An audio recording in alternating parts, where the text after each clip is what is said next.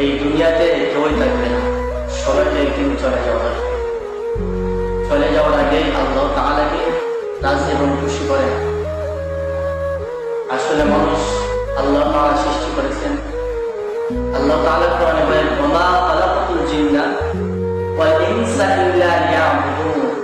মানুষ এবং জিনকে সৃষ্টি করেছি একমাত্র আমি মাওলার ইবাদত বন্দেগী করার জন্য।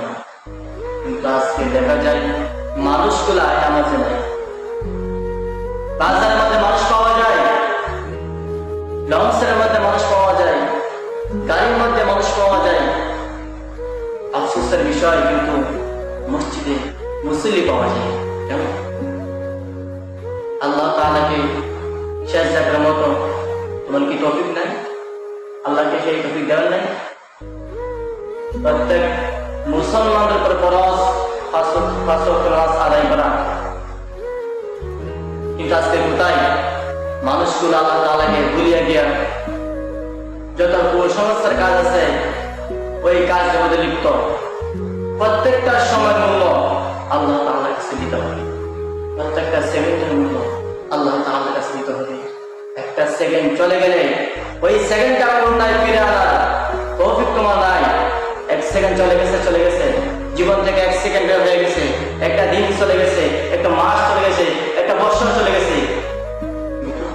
আপনি কি জানেন, আপনি পরিপূর্ণ আল্লাহ তাআলাকে যদি রাজি খুশি না করতে পারেন, আপনার ভয় অবস্থা খুব কঠোর হবে। আপনি কি জানেন বেনামের শাস্তি কি? আপনি কি জানেন সুদ করে শাস্তি কি? ইমাম গাজ্জালী রাহিমাহুল্লাহ আপনার কিতাব লিখছেন যে একজন কাফন চুরিকে প্রশ্ন করলেন, কাফন চুরি, তুমি অনেকগুলা কাফন চুরি করেছো এবং কোন কাফন চুরি করতে চাইয়া মানে ভয় লাগছিল, ডর লাগছিল, তখন তিনি বলেন, হুজুর আমি দুইটা কবরের লাশের কাফন চুরি করতে চাইয়া ভয় লাগছিল এবং ডর লাগছিল, অল্প হয়ে গেল। তখন আমার কবর যখন আমি কখন করি, যখন কাফন চুরি করতে চাই আমি দেখি তার মাথাটা হাত দিয়ে চূর্ণ বিচ্ছিন্ন করে ফেলেছি। 2 নাম্বার, যখন আমি কবর করে লাশ থেকে কাপড় নিয়ে আসবো তখন আমি দেখি যে জিহ্বাটা টান দিয়ে নামিয়ে নিচে গিটা ধরছে। তখন তিনি বলেন, প্রথম নাম্বারে যে ব্যক্তি তুমি দেখেছো তার মাথার চূর্ণ বিচ্ছিন্ন করে ফেলেছে হাতুড়ি দিয়ে, ওই ব্যক্তি ছিল বেনামাজি। আযান পড়ে কিন্তু মসজিদে যায় নাই, আযান পড়ে নামাজ পড়ে নাই।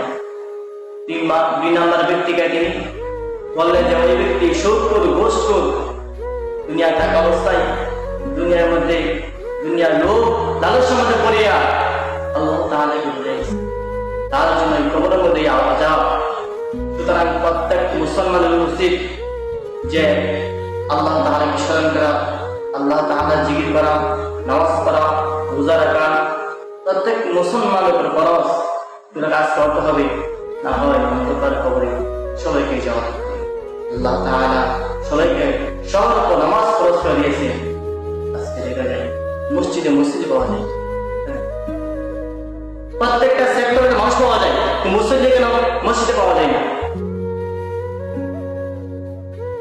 ইমাম সাহেব একা নামাজ পড়ে, মসজিদের চারিপাশে ঘুরায়।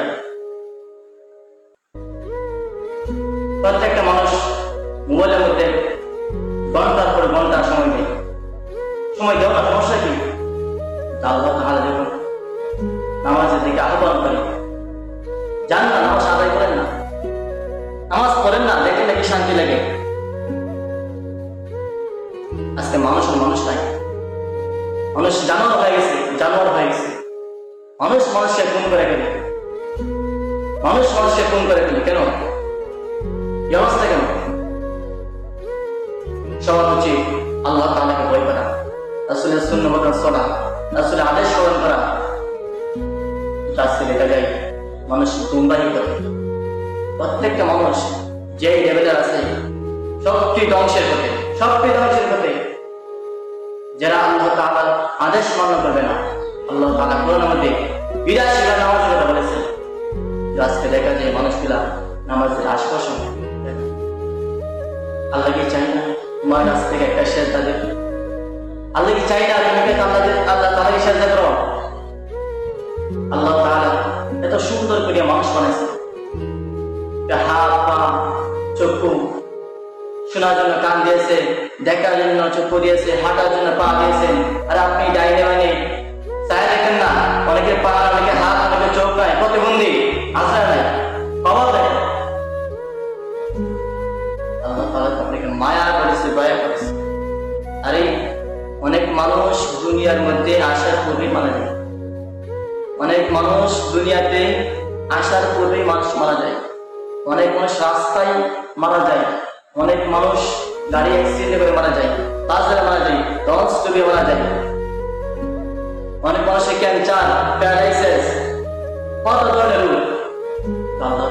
আপনি আমাকে অনেক ভালো লাগছে, অনেক ভালো লাগছে। আলহামদুলিল্লাহ, আলহামদুলিল্লাহ, শুকর আদায় করেন আল্লাহ তাআলার কাছে, শুকর আদায় করেন আল্লাহ তাআলার কাছে। আল্লাহ কি চাই এই বান্দা তোমাকে সেজদা। যখন কোনো বেনামাজি নামাজে আসে আল্লাহ তাআলাকে সেজদা করে, ওই বান্দা আল্লাহ তাআলার কাছে